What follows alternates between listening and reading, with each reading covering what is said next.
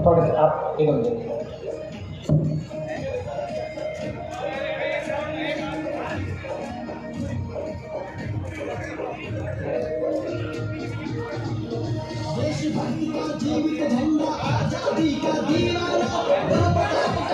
ओंकार की ध्वनि प्रारंभ करेंगे, 3 बार इसका उच्चारण करेंगे। एक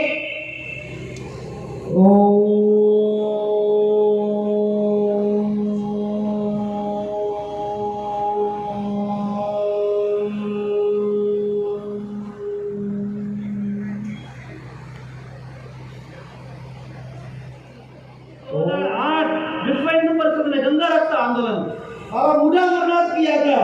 बूढ़ा अमरनाथ, आप में से कौन कौन गए बूढ़ा अमरनाथ? प्रतु सिंह गए इस बार? कहाँ प्रतु सिंह जी?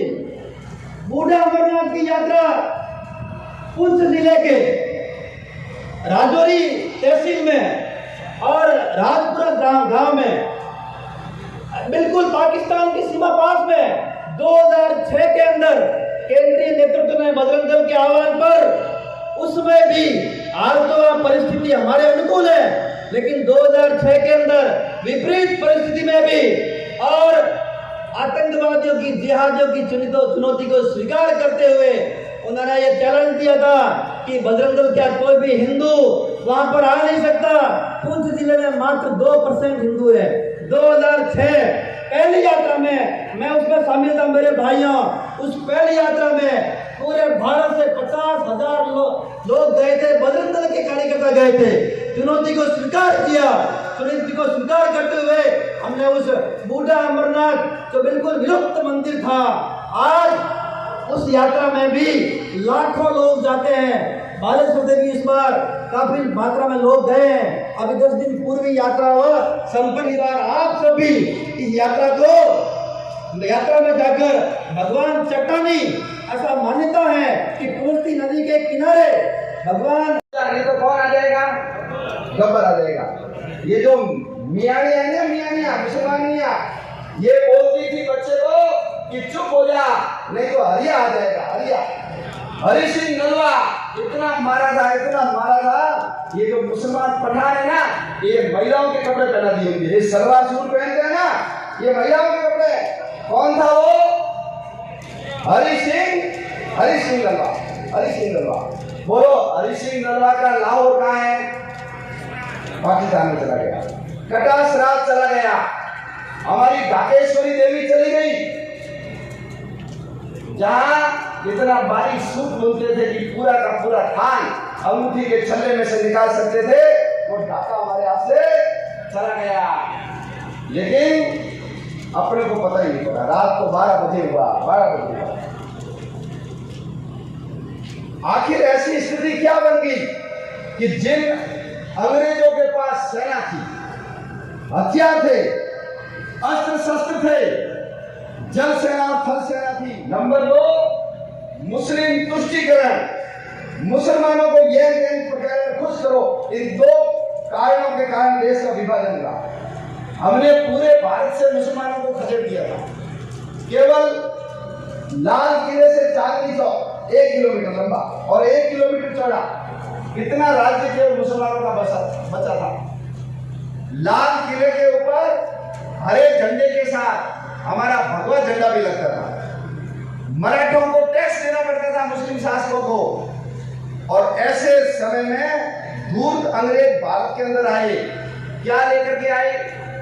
गज लेकर के आए, कपड़ा नापने का, और सामान तोड़ने का तराजू लेकर के आए, यानी व्यापारी बनकर के आए। और जब उनको लगा कि भारत के अंदर पोल पट्टी है, यहाँ व्यापार नहीं, यहाँ तो हम राज कर सकते हैं, तो उन्होंने हमको ही आपस में लड़ाना शुरू किया। लड़ाओ, फूट डालो और राज करो की नीति अपनाई। आपको पता होगा सबसे पहला युद्ध कौन सा हुआ?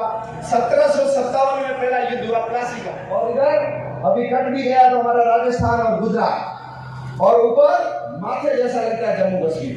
तो ये जो हिमालय है ये भारत माता का मस्तक है। जम्मू कश्मीर भारत माता का ललाट है। ये वैष्णो देवी भारत माता के ललाट की बिंदी है।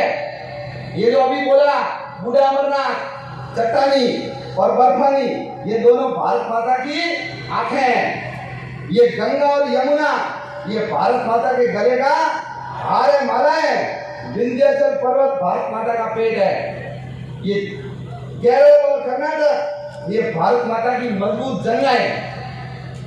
रामेश्वरम, कुमारी अंतरिक्ष ये भारत माता के चरण है। और समुद्र उस चरणों को पखार रहा है, धो रहा है।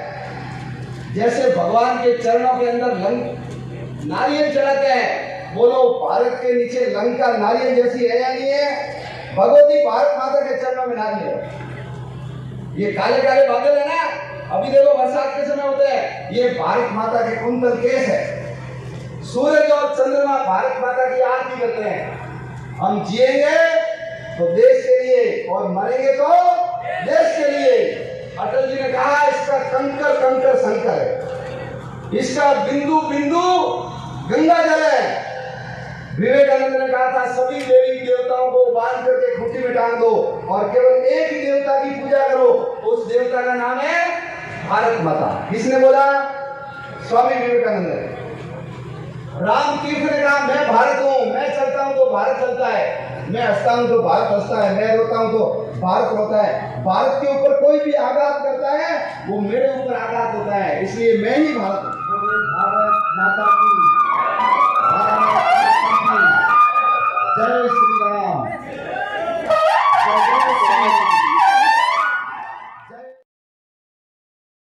कानून नहीं आया तो ये राम का मंदिर फिर टूटेगा नहीं टूटेगा। इसलिए जनसंख्या नियंत्रण आने वाले 10,000 सालों तक भारत में हिंदू 80% से कम नहीं होगा। कि आप महाराज जी को शाल प्रदान कर उनका स्वागत करावें। इसी स्वागत की कड़ी में निवेदन करूंगा श्रीमान राजेंद्र सिंह जी, पूर्व पंचायत समिति सदस्य, आप महाराज जी को दुपट्टा प्रदान करके उनका स्वागत करावें। इन्हीं संत समिति के साथ जय जय श्री राम, जय जय श्री राम, जय श्री राम, जयकारा वीर बजरंगी, हर हर महादेव, जयकारा वीर बजरंगी, हर हर महादेव, वंदे मातरम, वंदे मातरम, मातरम, मातरम। वंदे मातरम। ये आपकी सिंह गर्जना केवल इस पंडाल तक नहीं है, हमारे ऊपर जिन आध्यात्मिक शक्तियों की कृपा रहती है, देवलोक तक ये आवाज गई है। उन देवत्व को प्रणाम करता हूँ, माँ भगवती के चरणों में वंदन करता हूँ, जिनकी छत्र छाया में हम सब लोग बैठ करके शक्ति की उपासना करने के लिए उपस्थित हुए हैं। ऐसी देवीय शक्तियों को मैं वंदन करता हूँ। हमारे इष्ट देव, हमारे प्रधान देव, हमारे कुल देव और हम परंपरागत हमारे गुरुदेव को प्रणाम करते हुए मंचासीन सभी अतिथियों को बहुत बहुत वंदन करता हूँ, अभिनंदन करता हूँ, शुभाशीष करता हूँ। और सामने बैठे हुए जिनके सिर पर यह पट्टी बांधी हुई केसरिया और जिनके हृदय पर एक केसरिया पट्टा है और साथ में ही त्रिशूलधारी, ऐसे त्रिशूलधारियों को भी बहुत बहुत वंदन अभिनंदन प्रणाम करता हूँ। ऊपर अभी मंच पर बाबू सिंह जी आए थे, स्वाई सिंह जी आए थे, सभी के गले में जब ये पट्टा और त्रिशूल देखा तो मुझे लगा कि अब तो शक्ति स्वरूपा जाग चुकी है और शक्ति की कृपा आप पर ऐसी बनी रहे। इधर भाई साहब की एक शैली है अपनी आप की, ईश्वर जी भाई साहब की एक अलग शैली है अपनी बात को रखने की और अपनी बात को कहने की। सहज सहज में हमें बहुत कुछ कह जाते हैं, जैसे कक्ष के अंदर हमारे आचार्यगण हमें सिखाते हैं, ठीक ऐसे ही व्यवहारिक दृष्टि से अपने अनुभवों को, अपनी सच्चाई को, अपने सत्य और सटीक शब्दों के माध्यम से वो उदाहरण दे करके हमें बिल्कुल समझाते हैं कि हम कौन थे, क्या हो गए और होंगे क्या अभी। आओ मिलकर विचारे ये समस्या सभी। इन समस्याओं को इंकित करते हुए भाई साहब ने बहुत ही सार गर्भित अपना पाठ्य प्रदान किया। मैं भाई साहब को भी वंदन करता हूँ, शुभाशीष करता हूँ कि आपकी भक्ति, राष्ट्र भक्ति और आपकी प्रेरणा लेकर के सैकड़ों सैकड़ों हजारों युवा ऐसे ही खड़े होकर के माँ भारती की सेवा करने के लिए तत्पर रहते हैं और आपका निरंतर प्रवास चलता रहता है। कल नोखा थे और मैंने पूछा नोखा से तो डूंगरगढ़ पता नहीं कहाँ 1000 किलोमीटर चल करके यहाँ तक आए। ऐसे राष्ट्र को समर्पित जिन्होंने अपने जीवन का उद्देश्य बनाया, इदम राष्ट्राय इदम न मम, ऐसे यहाँ विराजमान मंचासीन समस्त ऐसे निष्ठावान संघ के स्वयं सेवक बंधुओं को भी प्रणाम करता हूँ, वंदन करता हूँ। अभी भाई साहब का जो उद्बोधन था उसमें से कुछ बातें मैंने कल कही थी, वो आज पुनः मैं आपको दोहराऊंगा। आज का दिन बहुत चिंता और गंभीरता का दिन भी है, क्योंकि जो कभी सोचा नहीं था, जैसा होना नहीं चाहिए था, ऐसा एक लकीर खींच करके इस भारत को चीरा गया था आज के दिन। और लाखों भाई साहब ने संख्या बताई है, 10 से 15 लाख व्यक्तियों को उनको कत्ल किया गया था। आप एक दृश्य को थोड़ा दिमाग में लाओ कि उस समय यदि हम होते और अचानक ऐसा निर्णय होता, हमें पता ही नहीं चलने देते, एक कक्ष में बैठ करके 14-15 व्यक्ति इस भारत के 2 टुकड़े करने के लिए कागज पर लिख करके कानून बना देते हैं और उस कानून को भी एक संप्रदाय विशेष को खुश करने के लिए बना करके किया जाता है। कितना बड़ा आघात हुआ होगा उसमें। और हमारे अपने जो बड़े बड़े धार्मिक स्थान थे, आपने लाहौर लव कुशोक का उदाहरण भाई साहब से सुना होगा। हमारी हिंगलाज माता का उद्गम स्थल सारे के सारे वो उधर रह गए।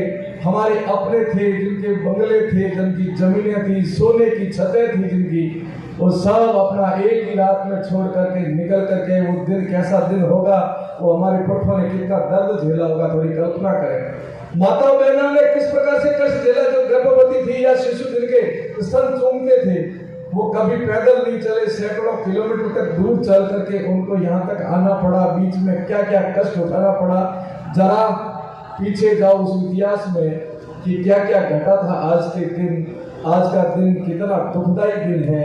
इसलिए ये दिन याद रखना।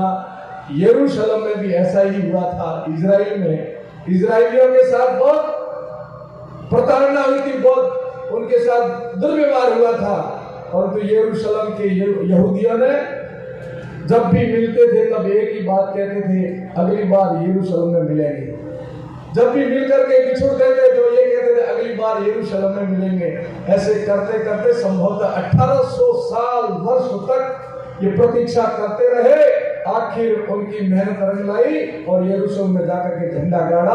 तो ये अखंड भारत करना आज का दिन हम सब के लिए अखंड भारत का दिन है। वो जो टुकड़ा अलग हुआ उसको पुनः कैसे लें, उस दिन का संकल्प का दिन है। अपने अंदर छुपे हुए उस अस्तित्व को जगाना, अपने स्वाभिमान को जगाना, इस खंड विखंड बिखरे हुए भारत को पुनः अखंड करने के लिए आज हुंकार भरने के लिए आप सब उपस्थित हुए हो। और आज का दिन हम सबको संकल्पित होने का दिन है कि हम लोग पुनः भारत को एकजुट बना करके भारत माँ भारती का वैभव बढ़ाएंगे। भाई साहब ने अभी अंगुलियों पर कुछ गिर करके आपको बताया, ब्राह्मण, क्षत्रिय, माली, सुथार, दर्जी। मैंने ऐसा एक उदाहरण पेश किया था, मैं आज भी करूंगा आपके सामने। मुझे बड़ी प्रसन्नता है कि यह माली समाज बहुत सारा रहता है। मैं उनसे निवेदन करूंगा कि एक बार हाथ खड़े करके अपनी उपस्थिति बता के मालिक कितने हैं। देखिए, ठीक है, आप हाथ नीचे करें। यहाँ आसपास में राजपूत समाज भी बहुत रहता है। अब हाथ खड़े करना आप कितने हैं? ठीक है, हाथ नीचे करिए। आपके यहाँ आसपास सैन समाज भी होगा, हो सकता है तो हाथ खड़े करें। सुधार समाज हो तो हाथ खड़े करें। मेघवाल समाज हो तो हाथ खड़े करें। मिश्नोई समाज हो तो हाथ खड़े करें।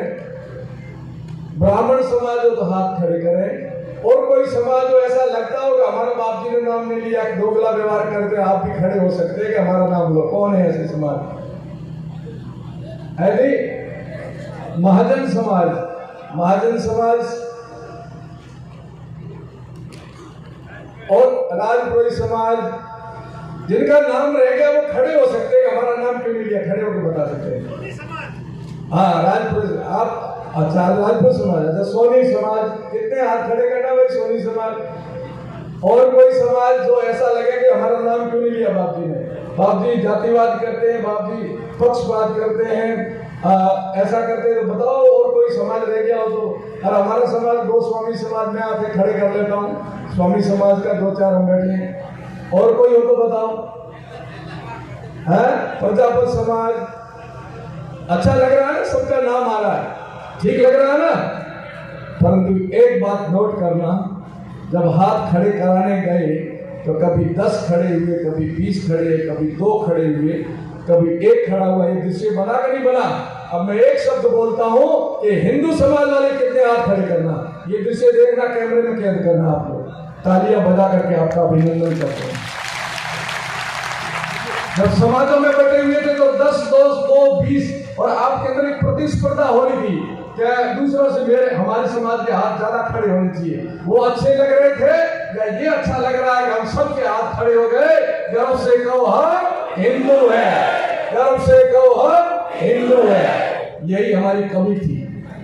तो बीच का कालखंड आया जब हिंदू ऐसे बटा, उस समय विदेशी आक्रांतों ने मौका उठा करके हमको एक को तोड़ करके हमारे इस प्रकार से आक्रमण किए और हमारी तरफ अंगुली उठाकर देखा। यदि हिंदू संगठित होता तो भाई साहब ठीक कह रहे थे अपने दिल के उद्गार कि जब मुट्ठी बनती है तो किसी की हिम्मत नहीं आ सकती।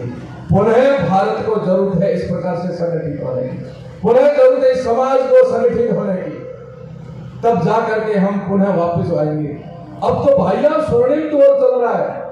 वो कालखंड गया जिस कालखंड के अंदर हमारे उन पुरखों ने कठिनाइयों से जूझते हुए भी अपना अस्तित्व बनाए रखा।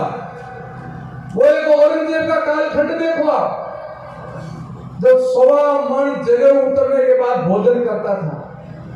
अकबर का जमाना देखो आप, उस समय क्या क्या जजिया कर लगाया जाता था। हमारे पुरखों ने कितने कष्ट उठाए, फिर भी वो डिगे नहीं, डटे रहे मजबूती से। इसलिए वो कालखंड तो आज नहीं है ना। अंग्रेजों का समय का कालखंड देखो आप, सरेआम फांसी दी जाती थी। मुगलों का कालखंड देखो आप, लोहे के तवा पर हमारे महावीरों को, हमारे सूरों को, सूरवीरों को सेका जाता था जैसे रोटी में रोटी सेकते हैं ऐसे।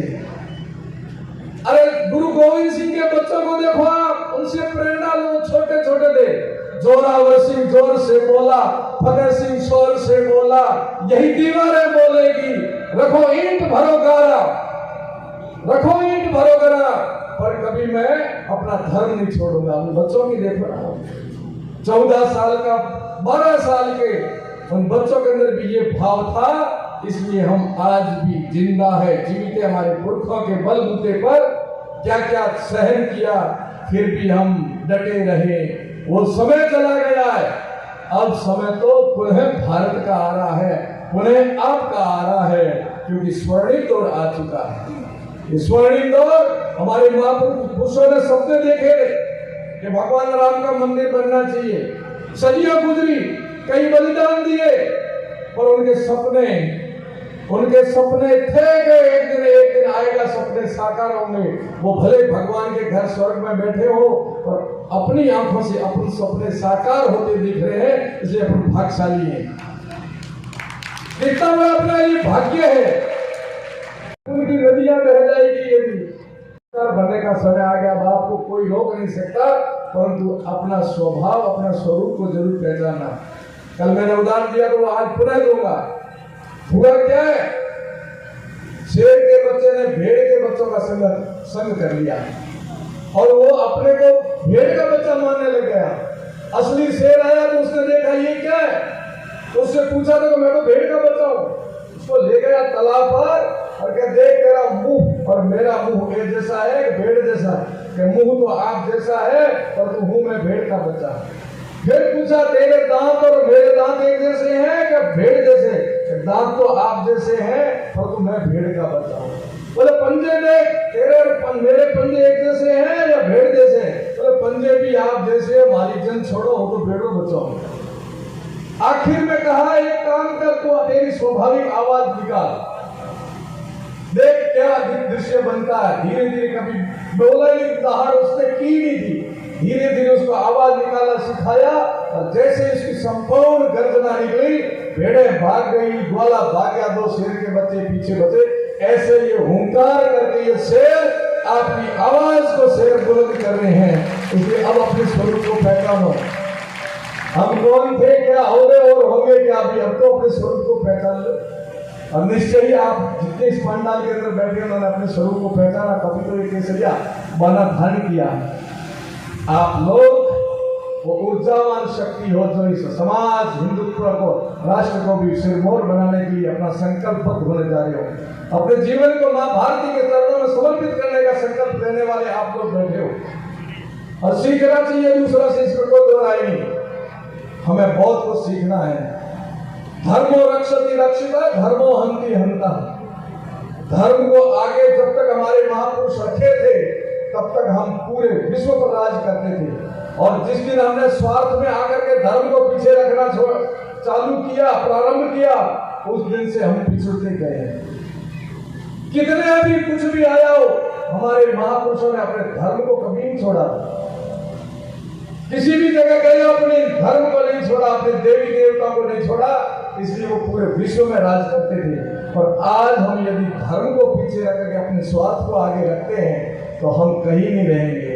यही मूल कारण है कि धर्म को छोड़ करके हम धंधे में ज्यादा ध्यान देते हैं और अपना स्वार्थ हो जाएगा। मने कई फायदे उठे जाओ तो उठे जाओ और कई फायदों, पार्टी वाला नाराज हो जाला, नेताजी नाराज हो जाला, अपना वो हो जाला। इस प्रकार से यदि हो तो ये आपका स्वरूप अच्छा नहीं। तो मेरे आने से पहले भाई साहब यही कह रहे थे, यहाँ सभी उपस्थित होंगे, सभी पार्टियों के, परंतु थोड़ा सा आप अपने अंदर झांकना। पार्टियां बाद में बनी है, समाज पहले बना के नहीं बना, ये बताना। राष्ट्र पहले बना, पार्टियां बाद में बनी है। जहाँ राष्ट्र की बात आओ, जहाँ समाज की बात आए, वहाँ पार्टी को नहीं समाज और राष्ट्र को साथ देना चाहिए। वह ऐसे बाध्य मत हो कि समाज को और पार्टी को छोड़ दो। आप वहां तो सिरमौर रखो हमारे संस्कार को, हमारे धर्म को और हमारी संस्कृति को, हमारे देश को। पार्टियां आती रहेगी, जाती रहेगी, आपके अस्तित्व और आपका अंदर कुछ गुण है तो जनता आपके पीछे खड़ी, पार्टियां आपके पीछे खड़ी रहेगी। ये स्वार्थ की जो राजनीति उसको छोड़ना ही पड़ेगा। आपसे निवेदन करूंगा, कुछ कटु बातें भी हैं, मैंने कल भी उदाहरण दिया, आपको भी देना। आज आपको संकल्प करना है कि मुझे देना है, तन मन और धन तीनों से मेरा यथा योग्य मां भारती के चरणों में समर्पित करना है। अभी जिनकी ज्यादा बातें कर रहे थे हम लोग, उनकी बातों को अपने को कोई ध्यान नहीं देना है। हमें क्या करना है, इतिहास से कुछ सीखना है। इतिहास में हमारी बहुत बड़ी अच्छाइयां हुई, उसमें कोई बड़ी बात नहीं, बलिदान, त्याग, सेवा, धर्म, अनुष्ठान, पर वो केवल गिनाना नहीं है। या आपने कोई अच्छा काम किया तो आप मत बताओ कि मैंने वहां जाकर के ये कर दिया, मैंने वहां जाकर के ये कर दिया, मेरे द्वारा ये हो गया। ये बताने की बात नहीं है। आपको ये ढूंढो कि मेरे से कमी कौन सी रही। ठीक ऐसे ही हमारे कोई गलतियां हैं तो वो पुनः दोहराई नहीं जा। इतिहास में हमने कोई गलतियां की तो अब दोहरानी नहीं चाहिए, उनसे सीख लेनी है कि जो गलतियां हो गई, जो त्रुटियां हो गई, वो वापस दोहराएंगे। वो जब हुई थी तब कितना हमें भुगतना पड़ा था इस जातिवाद के वंश विदंश से। और आज भी हमें भुगतना पड़ रहा है। 15 अगस्त मना रहे और मुझे बहुत दुख और पीड़ा के साथ कहना पड़ता है, जालौर जिले के अंदर क्या घटना घटी हमसे छुपी हुई है कोई? इस दौर में अभी तक हमारी विकृति भरा हुआ मानसिक लेकर के हम बैठे हैं। क्या होगा ये हिंदू समाज का? अब सभ्य और शिक्षित समाज कहलाने वाले आपके मस्तिष्क में से अभी तक ये फितूर नहीं निकला है, तो क्या होगा ये हिंदू समाज का? जो भाई साहब कह रहे थे वो चित्रण बन जाएगा। आप 70% माने जाते हो, परंतु 70% इस प्रकार से करोगे तो रहोगे नहीं। जब आपको जरूरत पड़ेगी उन लोगों की, अपने भाइयों की, तो भाई आपके साथ नहीं मिलेंगे। जब आपको वोट का काम आएगा, मतदान का काम आएगा, तो वो भाई 70% गिनती में आपके साथ नहीं रह सकते। 20% जो हो गए वो आप सब जानते हो, 15% कौन हुए वो आप सब जानते हो। और ऐसे प्रताड़ित करोगे, ऐसे दुखी करोगे, तो आप में से 15-20% और निकल जाएंगे। जब आपको जरूरत पड़ेगी तो आपका भाई आपके साथ खड़ा नहीं रहेगा, आप अकेले रहोगे और वो लोग आकर के सरकार की सत्ता पर बैठ जाएंगे तो देश के विरुद्ध नीतियां बनाएंगे, आपके विरुद्ध नीतियां बनाएंगे। जरा इस विषय को भी गंभीरता से लेना कि ये विषय क्या बन रहा है हमारे आसपास। मैं आज इसी विषय को दर्द भरे, करुणा भरे शब्दों से कहूंगा। मैं वही व्यक्ति हूं। अभी अभी मैंने भोजन प्रसाद एक होटल में किया होगा, आपने भी किया होगा। उस थाली में किसने खाया, आपको कोई ग्लानि नहीं हो रही है, कोई घृणा नहीं हो रही है।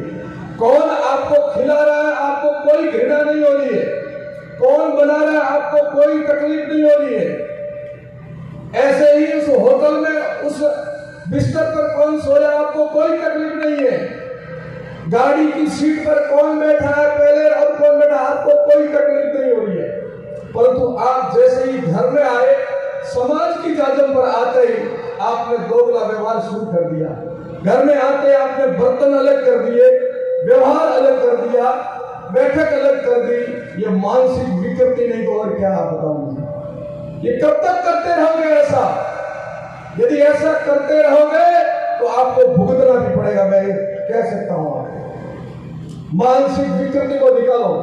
जब होटल में खाते हुए आपको शर्म नहीं आ रही है किस थाली में किसने खाया, तो घर में खाने से क्या शर्म आती है आपको? जब होटल में, गाड़ी में, बस में, हवाई जहाज की सीट पर कौन बैठा, आपको कोई घृणा नहीं हो रही है, तो घर में आपके साथ कोई बैठ जाता, आपको क्यों तकलीफ हो रही है? ये मानसिक विकृति आपके लिए आने वाले समय में बहुत खतरनाक होगी।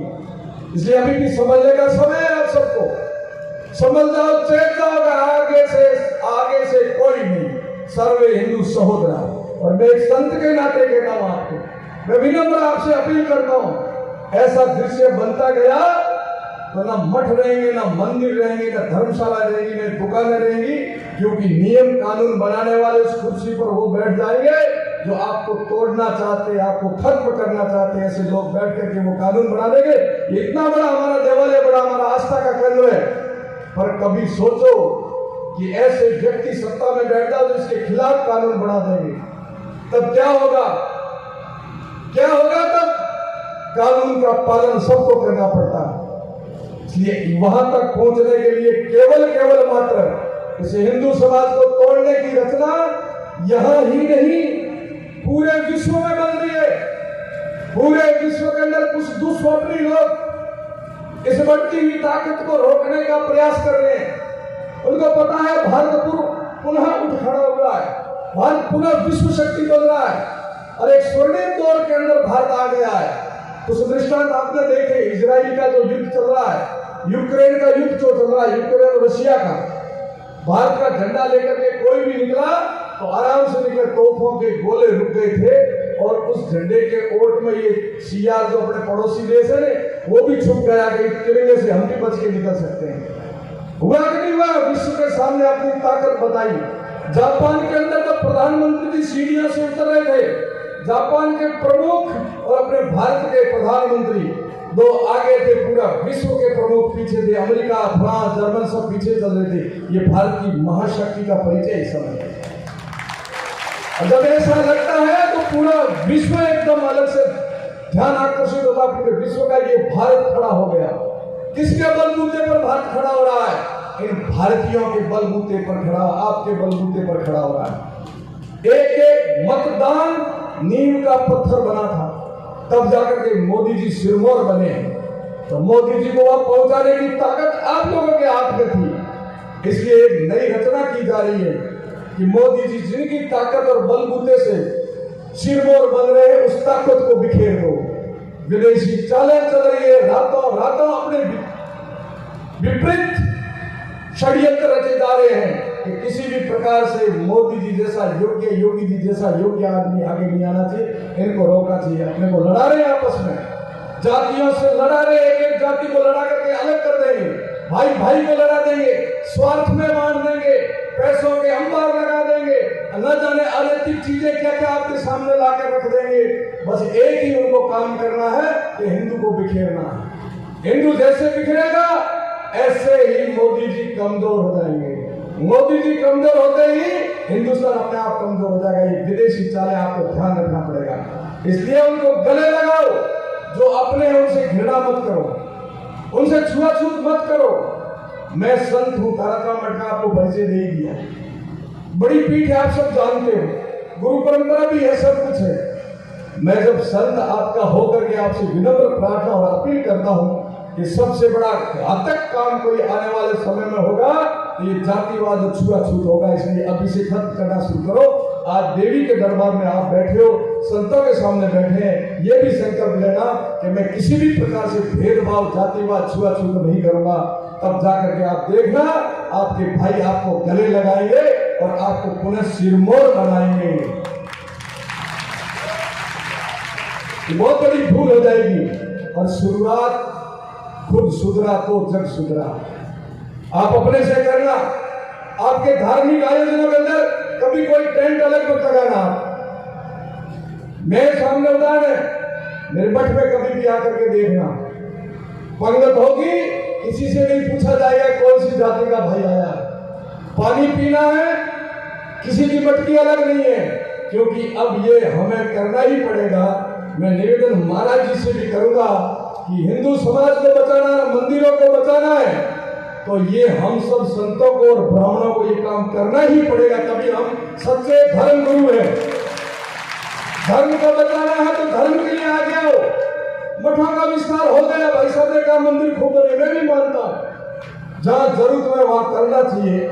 मठों का विस्तार हो गया, परंतु मठ का शब्द का अर्थ क्या है थोड़ा पता करना। मठ की स्थापना क्यों की जाती है इसका भी पता करना। ये मठ बनाए हैं, ये धर्म के थाने हैं। शंकराचार्य भगवान ने बनाई ये परंपरा, मैंने नहीं बनाई, मेरे गुरु ने नहीं बनाई। आदि गुरु शंकराचार्य जी महाराज ने, जब हमारे धर्म लुप्त होने शुरू हो गया था, वेद हमारे यहाँ से लुप्त हो गए थे, तब शंकराचार्य जी का प्रादुर्भाव हुआ। उन्होंने अपने धर्म की जय जयकार करके सनातन धर्म को पुनः स्थापित करके चारों दिशाओं में एक एक मठ बनाया और मठ बना करके एक वेद दिया और कहा आओ अपने क्षेत्र को बांटो, अपने शास्त्रों को रखो, उनकी रक्षा करना आप संतों का धर्म। ये मठ का धर्म है, न कि ये अमल डोडा खोलाने का धर्म। भाई नाराज मत हो, यार सही बात है। हमारी बात रिकॉर्डिंग में पूरे एरिया वाला सब 70 गुर्जा वाला संतों का धर्म है। धर्म की ध्वजा को लेके चलना। संत होता है चलता फिरता मंदिर। संत ने जिसने भगवा धारण किया, इसलिए अपने को लोग कहते हैं कि भगवे ने नमस्कार करो, भाई केड़ो ये भगवो बोलो है नमस्कार करो, क्योंकि उनकी श्रद्धा है हमारे अंदर के ये कोई भगवा है, ये संस्कृति का प्रतीक है, हमारे देवताओं का प्रतीक है, ये चलता फिरता मंदिर है। इस चलते फिरते हुए मंदिर को घर घर जाकर के अलग जगानी चाहिए, अपने पेट भरने के लिए नहीं, धर्म को जगाने के लिए। धर्म की जय जयकार करेंगे। धर्म गुरु जब से नीचे आए, ब्राह्मण, क्षत्रिय और संत, सबसे पहला उत्तरदायित्व तो ब्राह्मण का था, शास्त्रों की रक्षा करें। संत का था, उपदेश दे शास्त्रों के। संत और ब्राह्मणों ने जब धर्म को व्यापार में बदल दिया, तब सब कुछ बदल गया। संत और ब्राह्मण को धर्म की ध्वजा लेकर के जैसे हमारे पूर्वज चले थे ऐसे चलना ही पड़ेगा, तब पुनः केंद्रवंतो विश्व मार्यम होगा। अभी मैं दुर्गादास जी की जयंती से सीधा यहाँ आया हूँ, भीड़वाना से। बहुत प्रेरणात्मक वो प्रसंग था, वहां बहुत सम्मानित मंच था।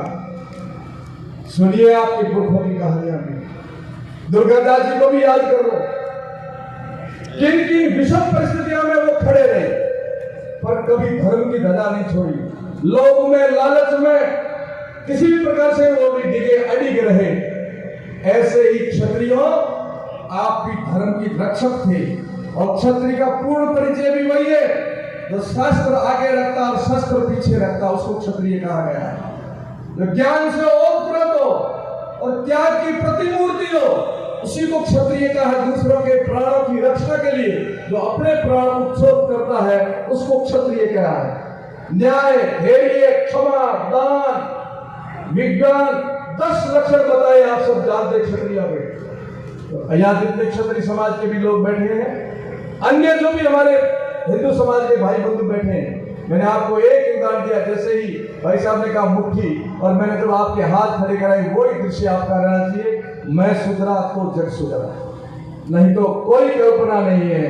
अब शुरुआत अपने घर से करनी ही पड़ेगी। आपके कोई भी सार्वजनिक काम हो, उसको इसी प्रकार करना। मेरे गुरु जी का भंडारा होगा, आप सब लोग आए भी थे, आपका बहुत बड़ा सहयोग भी रहा। मैं हृदय से साधुवाद करता हूँ। बालेश्वर क्षेत्र का बहुत बड़ा सहयोग रहा। पर आपने देखा कोई जातिवाद किया, वो टेंट लगाया था कि ये फलानी जाति का टेंट है, ये फलानी जाति का है, या जो भोजन कर रहे थे पूछ के बिठाया था कि भाई आप कौन हो, इस पंगत में बैठो। कितना सुंदर वातावरण बना। ठीक ऐसा इस मठ में भी कोई कार्यक्रम करो तो अब ये करना ही चाहिए हमें, और आप भी अपने घरों में करो तो ऐसा ही आपको करना चाहिए। अन्य कोई भी करो, वास्तव में आप हिंदू समाज की रक्षा करना चाहते हैं, कट्टर हिंदू हो तो सर्वे हिंदू सहोदरा।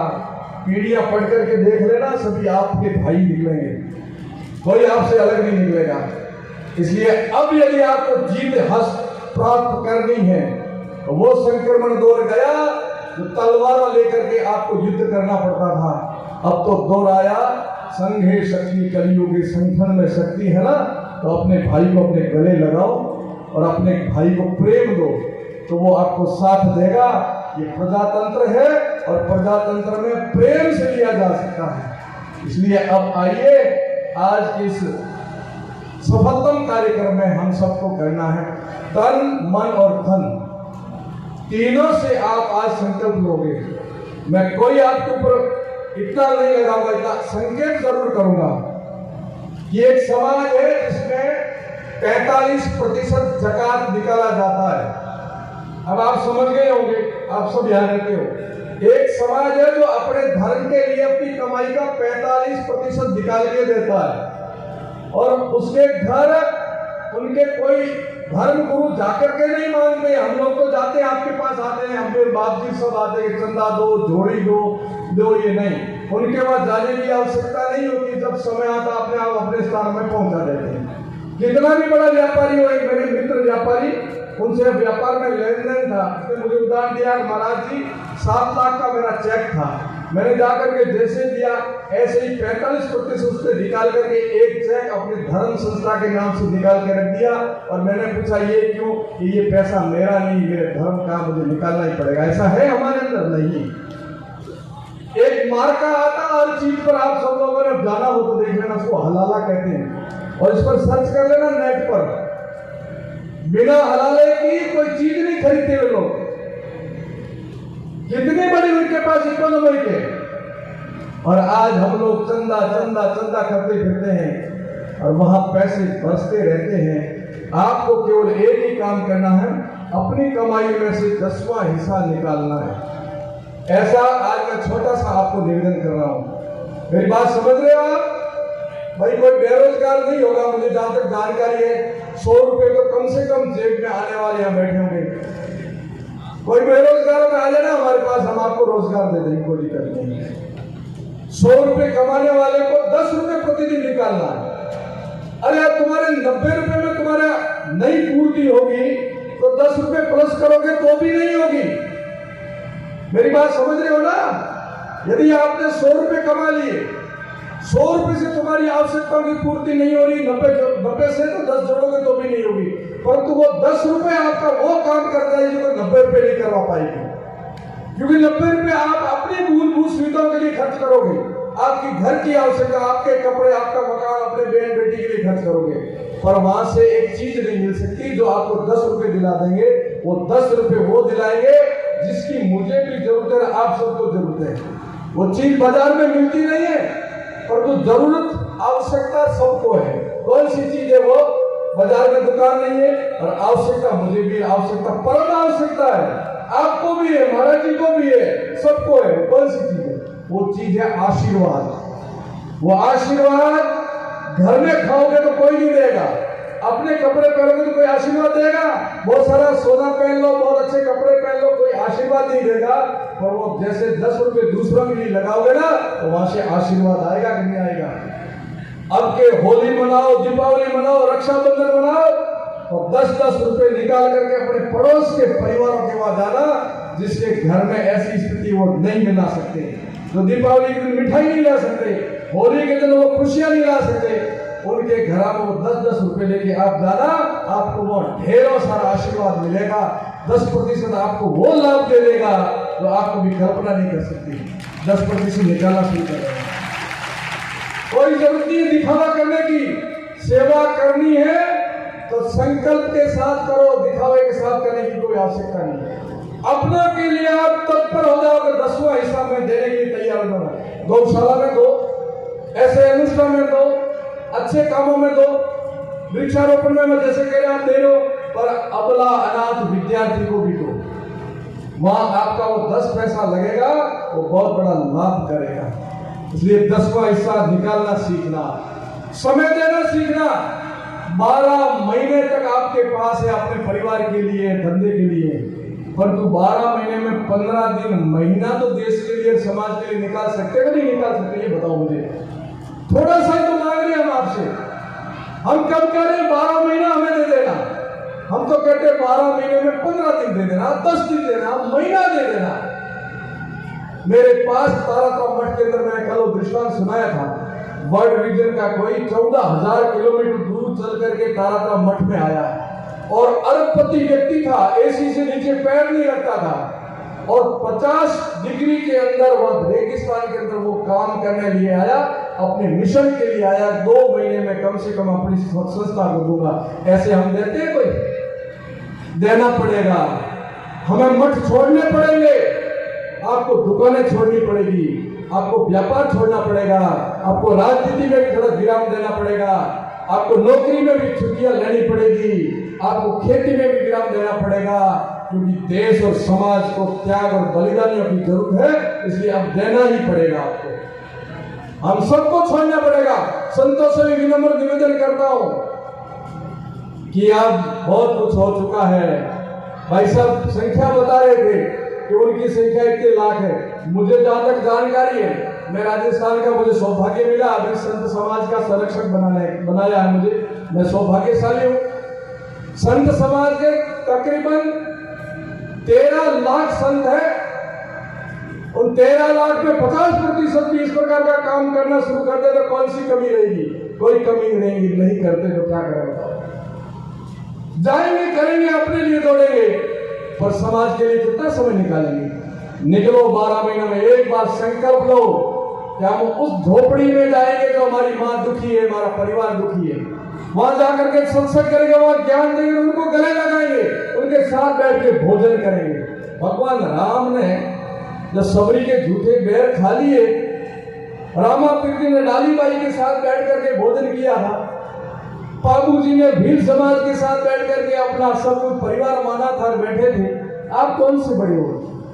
इसलिए हमें उनके घरों में जाकर के ये काम करना है, क्योंकि वो हमारे अपने हैं। संत लोग शुरुआत करें, यही मैं पुनः कहूंगा, और संतों के पीछे ये समाज खड़ा रहता है। ब्राह्मण लोग भी शुरुआत करें, तो निश्चय ये जो भ्रम फैला हुआ है कि छुआछूत बढ़ाने के अड्डे हैं तो मठ और ब्राह्मण मंदिर है, उनको दूर करने के लिए ब्राह्मणों को, सन्यासियों को आगे आना पड़ेगा।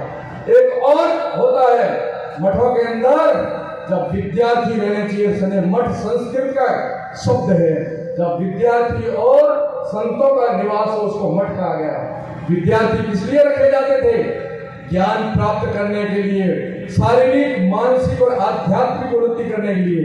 अब मठों के अंदर डोडो वाला नहीं बैठना चाहिए, अखाड़ा खुलना चाहिए, जैसे कसरत करने वाला, लठ चलाने वाला रहना चाहिए मठों में, तब जाकर के आगे कुछ बनेगा नया दृश्य। थे ही मठ इसलिए शारीरिक उन्नति करने के लिए थे, मानसिक विकास करने के लिए था, और आध्यात्मिक उन्नति करने के लिए था, उसकी जगह हमने आध्यात्मिकता से खाली कर दी। इसलिए हमें भी सोचना पड़ेगा हमारे पुरखों की जो गलतियां हम नहीं दोहराएंगे और हमें जो अच्छाइयां हमने की वो नहीं दिखानी है। हमारी कमियां कौन सी उस पर दृष्टिपात करते हुए उन कमियों को रोकना, ये स्वर्णिम अवसर चल रहा है इस समय।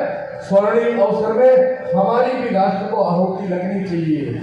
नहीं करेंगे तो हम दोषी रहेंगे, देश तो आगे बढ़ेगा, समाज आगे बढ़ेगा, पुनर्विश्व गुरु बनेगा, परंतु हम कहीं दूर दिखेंगे, नामो निशान हमारा उसमें नहीं रहेगा, तो हम पापी कहलाएंगे।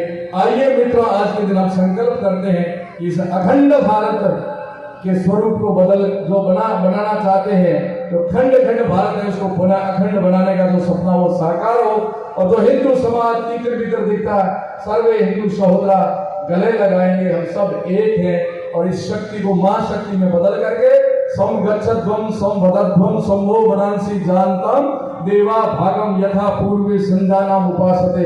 हम सब लोग साथ बढ़कर के जब हुंकार भरेंगे तो जैसा भाई साहब कह रहे थे वो दृश्य है, आपकी हुंकार से भी भेड़िए भाग जाते हैं। आज ये शेर जग चुके हैं और आज आप सब लोग संकल्पित होंगे, शिक्षित और दीक्षित होंगे, इस देश को समर्पित करेंगे। ऐसे ही समर्पण भावी युवाओं को बहुत बहुत आशीर्वाद, बहुत बहुत बधाई। पुनः आप सबका आभार। बोले भारत माता की जय हो, भारत माता की जय हो, जय श्री राम।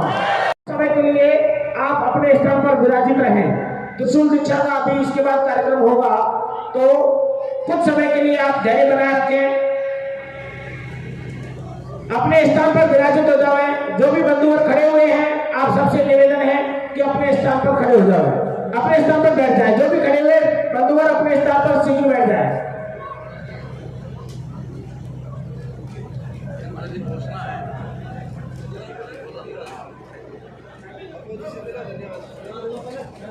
अबल वीरगिरी जी, प्रांत अध्यक्ष राम गोयल जी, प्रांत संगठन मंत्री ईश्वर जी भाई साहब,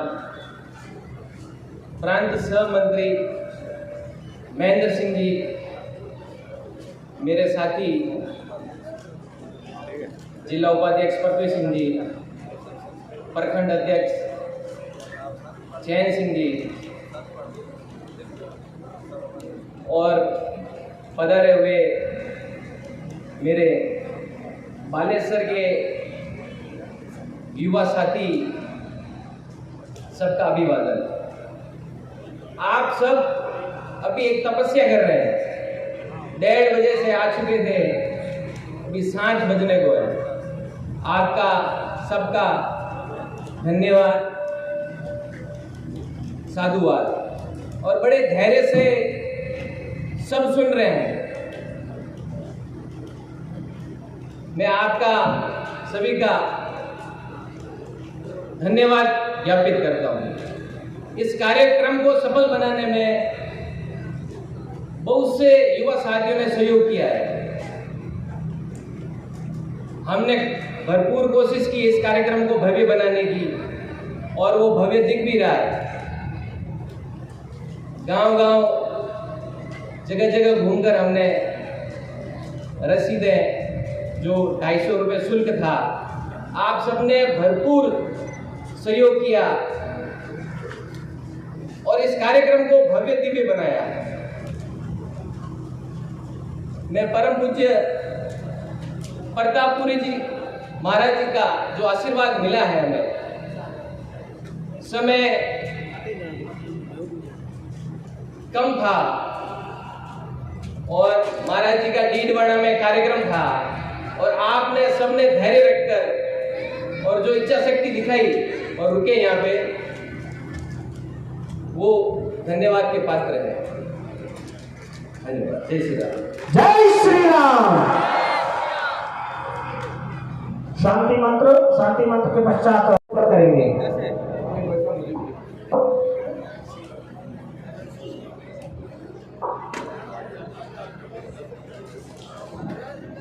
ये सुंदर सा दृश्य, हमारे महापुरुषों का ऐसा सपना था कि आप सबके हाथों में त्रिशूल हो, और इस त्रिशूल को इस प्रकार धारण कर रहे हो आप, जैसे सिख धर्म में कृपाणु धर्म करते हैं। आपने देखा है हमारे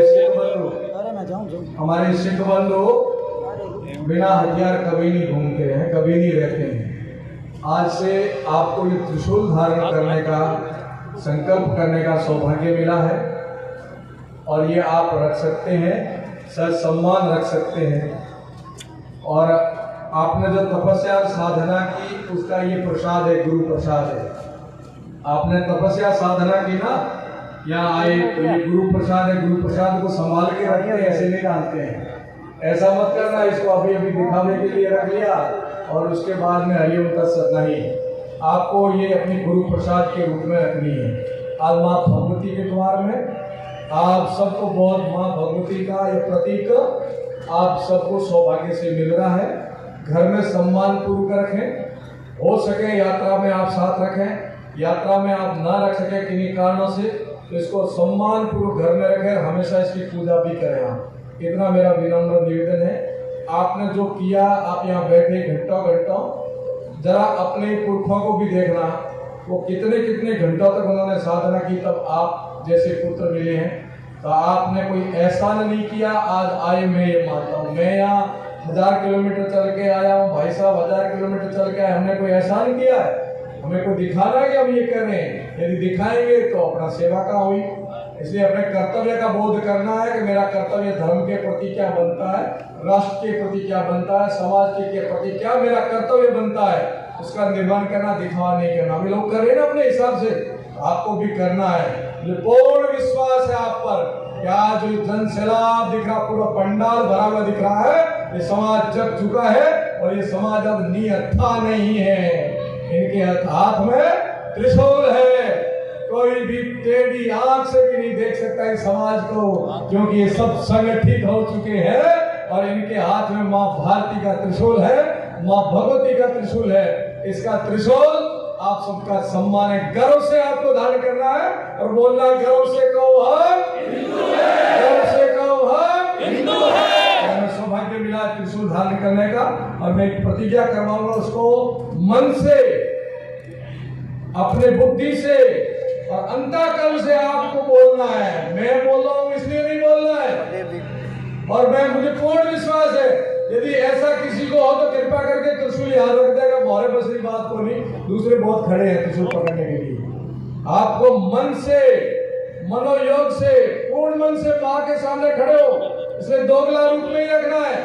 भगवती के सामने भगवती का शस्त्र आप ग्रहण कर रहे हो, दीक्षा ले रहे हो, इसलिए आप सबको मन से धारण करना है और मन से प्रतिज्ञा करनी है, हृदयगम करनी है। इसको मैं बोलूं, इसको आपको बोलना है। माँ भगवती की आपको अनंत कृपा रहेगी। आप भाग्यशाली हो, आप परम सौभाग्यशाली। आपको माँ के चरणों में आज त्रिशूल की दीक्षा दी जा रही है। अब आपको बोलना है, थोड़ा हाथ ऊंचा करोगे ऐसे, मेरे पीछे पीछे बोलना है। सर्वशक्तिमान, सर्वशक्तिमान श्री परमेश्वर, श्री परमेश्वर तथा अपने पूर्वजों का स्मरण करते हुए, तथा अपने पूर्वजों का स्मरण करते हुए मैं प्रतिज्ञा करता हूँ कि, मैं प्रतिज्ञा करता हूँ कि अपने पवित्र हिंदू धर्म, अपने पवित्र हिंदू धर्म, हिंदू संस्कृति, हिंदू संस्कृति, हिंदू समाज, हिंदू समाज तथा हिंदू संस्कृति के वाहक, तथा हिंदू संस्कृति के वाहक संरक्षण एवं हिंदू राष्ट्र की स्थापना के लिए, हिंदू राष्ट्र की स्थापना के लिए मैं बजरंग दल का कार्यकर्ता बन रहा हूँ। मैं आज से गाय, संत, मठ मंदिर, धर्म ग्रंथ, भारत माता की रक्षा हेतु त्रिशूल धारण कर रहा हूँ। मैं इसका उपयोग धर्म रक्षा हेतु करूँगा। इसका दुरुपयोग कभी नहीं करूँगा। भारत माता की दुर्गा माता की बजरंग बली की जय। श्री राम। और महाराज जी का एक बहुत बड़ा एक विनम्र अपील है, अभी गौ माता की आपने रक्षा के लिए प्रतिज्ञा भी की है और गौ माता पर जो इस समय एक संकट का बादल छाया हुआ, जो एक ऐसी बीमारी आई है, उसके लिए आप सब लोग बहुत सेवा कर रहे हो, फिर भी आप खूब मन से सेवा करना। और महाराज जी को एक भक्त ने 51,000 रुपए गौ माता के इस औषधीय उपचार के लिए दिए, उसका भी बहुत बहुत अभिनंदन वंदन है। और आपका भी किसी का मन हो तो गौ माता के लिए अभी सेवा दे सकते हैं। बहुत बहुत आशीर्वाद, बहुत बहुत शुभकामनाएं।